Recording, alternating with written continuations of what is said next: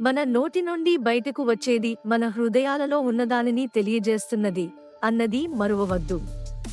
పరిశుద్ధపరచబడుట అనేది ఒక ప్రక్రియ కాబట్టి మనం ఏ విషయంలో రూపాంతరం చెందాలో అది తెలియజేయడానికి దేవుడు తరచుగా మన పిల్లలను వాడుకుంటాడు, ఎందుకంటే మనం ప్రేమలేని విషయాలను కూడా చెప్పగలము. యేసు ప్రభువు మాటలు మన హృదయానికి సంబంధించిన విలువైన బైబిలు సూత్రాలను అందిస్తాయి. నోట నుండి బయటికి వచ్చునవి హృదయములో నుండి వచ్చును, ఇవే మనుష్యుని అపవిత్రపరచునవని మీరు గ్రహింపరా? సజ్జనుడు తన మంచి ధననిధిలో నుండి సద్విషయములను తెచ్చును, దుర్జనుడు తన చెడ్డ ధననిధిలో నుండి దుర్విషయములను తెచ్చును. మత్తయి సువార్త 15వ అధ్యాయం 18వ వచనంలో, మీ నోటి నుండి వచ్చే మాటలు మిమ్మల్ని, మీ చుట్టూ ఉన్నవారిని కూడా అపవిత్రం చేయగలవని యేసు ప్రభువు చెప్పాడు. మన నోటి నుండి వచ్చే వాటి గురించి దేవుడు గమనిస్తున్నాడు. అయితే పెద్ద సమస్య దాని యొక్క చెడు మూలం నుండి వస్తుంది. మత్తయి సువార్త 15వ అధ్యాయం 19వ వచనంలో, దేవుడు మన హృదయం నుండి రాగల కొన్ని చెడ్డ ఆలోచనలను, క్రియలను బయలుపరచాడు. మనకు కావలసింది హృదయ పరివర్తన, తద్వారా మన నోటి ద్వారా మంచి మాటలు వస్తాయి. కాబట్టి సహోదరులారా, పరిశుద్ధమును దేవునికి అనుకూలమునైన సజీవ యాగముగా మీ శరీరములను ఆయనకు సమర్పించుకొనుడని దేవుని వాత్సల్యమును బట్టి మిమ్మును బతిమాలుకొనుచున్నాను. ఇట్టి సేవ మీకు యుక్తమైనది. మీరు ఈ లోక మర్యాదను అనుసరింపక ఉత్తమమును, అనుకూలమును, సంపూర్ణమునై యున్న దేవుని చిత్తమేదో పరీక్షించి తెలుసుకొనున్నట్లు మీ మనస్సు మారి నూతనమగుట వలన రూపాంతరము పొందిరి. మత్తయి సువార్త 12వ అధ్యాయం 35వ వచనంలో, మనలో ప్రతి ఒక్కరి హృదయాలలో అయితే మంచి లేదా చెడు అను ఒక నిధిని ఉన్నది. ఇక్కడ నిధి అంటే మనస్సు యొక్క నిల్వచేయు గది. ఇక్కడ ఆలోచనలు, భావోద్వేగాలు ఉంచబడతాయి. మనలో చాలా మందికి చెడు ఖజానాలు లేదా పరిష్కరించబడని సమస్యలు ఉన్నాయి. మనం రక్షింపబడినప్పుడు మనము నూతన హృదయాన్ని పొందుకున్నాము. అయితే దీని అర్థం చెడు సంభాషణ యొక్క పాత అలవాట్లు లేకుండా పోయాయని కాదు. మనం చెడును తిరస్కరిస్తూ మంచి ధననిధిని అభివృద్ధి చేయడం వలన మార్పు ప్రక్రియ చోటు చేసుకుంటుంది. ఇది మన బలమైన పునాదిపై నిర్మించుట అను ఆలోచనకు మనలను తీసుకువెళుతుంది.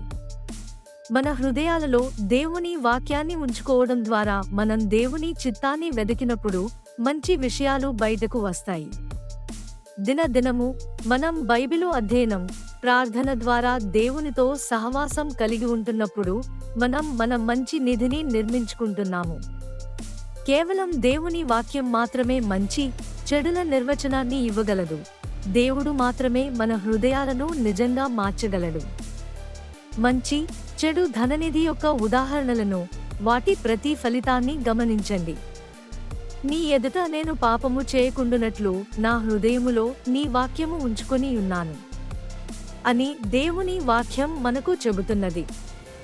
నీతిమంతుల నోరు జ్ఞానమును గూర్చి వచించును, వారి నాలుక న్యాయమును ప్రకటించును. నీతిమంతుని నాలుక ప్రశస్తమైన వెండి వంటిది, భక్తిహీనుల ఆలోచన పనికిమాలినది. భక్తిహీనుల మాటలు నరహత్య చేయ పొంచువారి వంటివి, యథార్థవంతుల నోరు వారిని విడిపించును. మీ రోజువారీ మౌన ధ్యాన సమయం అర్థవంతంగా ఉన్నదా, లేక స్థిరంగా ఉందా?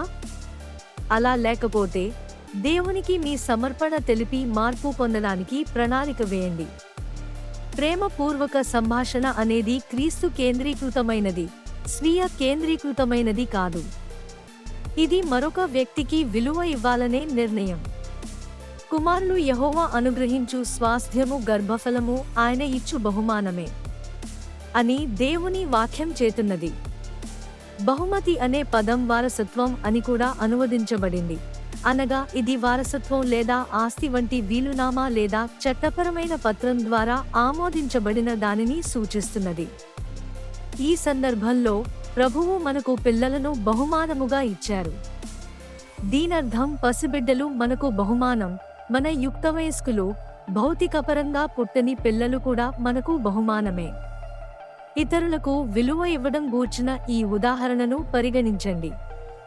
మీరు మీ కాపరిని భోజనముకు ఆహ్వానించినట్లయితే అతను రాకముందే అతనికి ఇష్టమైన వంటకాన్ని మీరు తెలుసుకుంటారా? మీరు ఇంటిని శుభ్రం చేస్తారా?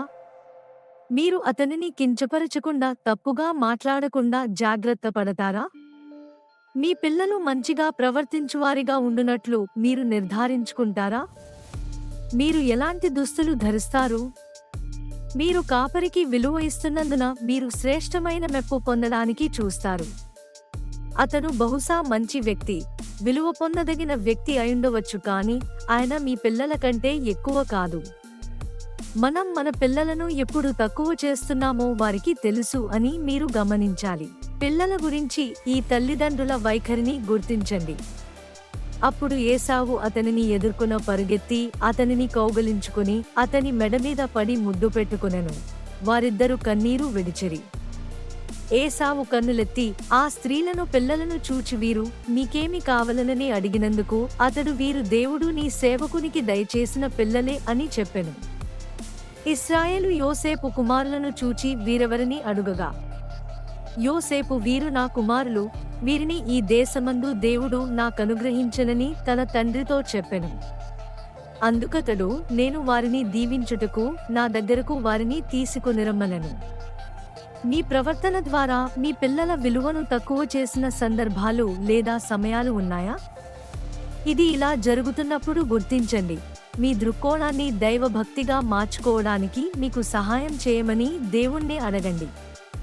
ప్రేమతో సంభాషణ చేయుట అనేది క్రీస్తు కేంద్రంగా ఉండుటకు ఒక ఎంపిక. మెట్టుకు ప్రభువైన యేసుక్రీస్తును ధరించుకుని అని బైబిలు మనకు ఉపదేశిస్తున్నది. ఇది ఒక ఆజ్ఞ, బాధ్యత. క్రీస్తును ధరించడం అనేది మనకు నచ్చినా నచ్చకపోయినా మనం అన్ని సమయాలలో తీసుకోవాల్సిన ఒక ఉద్దేశపూర్వక నిర్ణయం. ఈ రకమైన ప్రేమ ఆయన నుండి మాత్రమే వస్తుంది. ఇది మనలను బలమైన పునాదికి తిరిగి తీసుకువెళుతున్నది. తన సహోదరుని ప్రేమించువాడు వెలుగులో ఉన్నవాడు, అతనియందు అభ్యంతర కారణమేదీ లేదు. వెలుగులో నిలిచియుండుట అనగా క్రీస్తులో నిలిచియుండుట, అనగా స్వచిత్తానికి మరణించుట, క్రీస్తు చిత్తమునకు సజీవముగా ఉండుట. చాలామంది తల్లిదండ్రులకు తమ పిల్లలతో పాపపు సంభాషణను ఆపివేయాలని తెలుసు, అయితే దాని గురించి ఏమీ చేయరు. మనం ప్రేమతో మాట్లాడుట అనేది దేవుని చిత్తం, కాబట్టి మనల్ని మార్చమని ఆయనను అడగడం అనేది దానిని నెరవేర్చడానికి ఆయన కార్యము చేస్తాడనుటకు హామీ.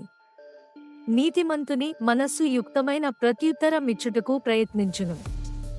దాని అర్థం నీతియుక్తమైన సంభాషణ నేర్చుకునేదనియు ఉద్దేశపూర్వకంగా ఉందనియు సూచిస్తున్నది. జ్ఞానుని హృదయము వాని నోటికి తెలివి కలిగించును, వాని పెదవులకు విద్య విస్తరింపజేయును. ఇది సంభాషణ నైపుణ్యాలు ప్రగతిశీలంగా ఉన్నాయని, నేర్చుకోవచ్చని నిర్ధారిస్తున్నది. మరొక్కసారి గమనించండి, హృదయము నిండిన దాని బట్టి నోరు మాట్లాడును. దేవుని ఆశీర్వాదం నీతియుక్తమైన సంభాషణ ద్వారా వస్తుంది, ఎందుకంటే మనం ఆయన చిత్తానికి విధేయత చూపుతున్నాము. ఈ సంభాషణ ఒప్పించేదిగా ఉంటుంది, దాని ఉద్దేశము నెరవేరుస్తుంది. ప్రేమపూర్వక సంభాషణ ద్వారా, సరైన తర్ఫీదు ద్వారా మనం సరైనది చేయడానికి మన పిల్లలను విజయవంతంగా ఒప్పిస్తాము. పై వచనాలలో పరిశీలించండి.